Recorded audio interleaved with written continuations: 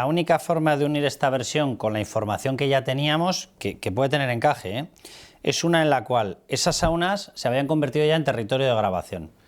Hasta ese momento en territorio de grabación pactado, según la versión que tenemos, entre determinados policías y el propio padre de Begoña Gómez. A partir de ahí surge la versión de que es posible incluso que el dinero de esas saunas haya financiado las primarias de Pedro Sánchez. Hay que recordar que se le preguntó a Pedro Sánchez en la Comisión de Investigación del Senado y no quiso ni siquiera contestar. Bien,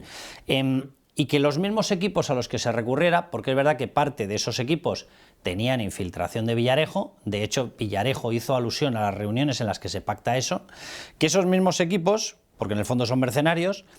acabaran decidiendo que por presión de otro sector había que no solamente grabar a los que iban con conocimiento de la familia de Begoña Gómez, sino grabar incluso al propio Pedro Sánchez. Es decir, que la misma infraestructura había que utilizarla para grabar a dos personas. Sí, efectivamente, al final lo que encontramos, Carlos, es otra vía que, sinceramente, hasta el momento que hemos conocido esta grabación, parece que era desconocida, porque como bien has relatado, se sabía que durante años Sabiniano Gómez había hecho la vista gorda a según qué miembros de la policía para que grabaran dentro de sus saunas a cambio de que le dejaran hacer otro tipo de actividades que no vamos a entrar ahí, y efectivamente se sabía que podía haber grabaciones, como dijo el comisario José Manuel Villarejo en ese informe que adelantábamos antes del verano.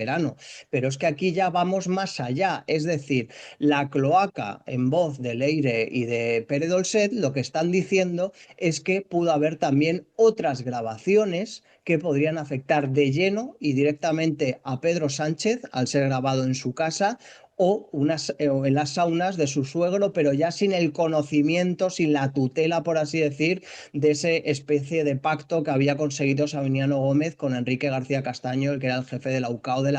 la Policía Nacional. Con lo cual, la verdad es que a mí este hecho me parece muy grave, muy desconocido hasta el momento, ¿no? Y era que efectivamente podría haber en circulación grabaciones comprometidas y sensibles sobre Pedro Sánchez, sobre las saunas actuales, es decir, no de cuando estaba Sabiniano con García Castaño, no, posteriores, y que eso obviamente era una gran preocupación de Pedro Sánchez y por eso pide a las cloacas que indaguen e intenten recuperar esas grabaciones que entendemos también por los propios audios podrían estar pues en el ámbito o cerca del comisario José Manuel Villarejo. Fíjate, Miguel Ángel, o de Pedro Sánchez o de su mujer,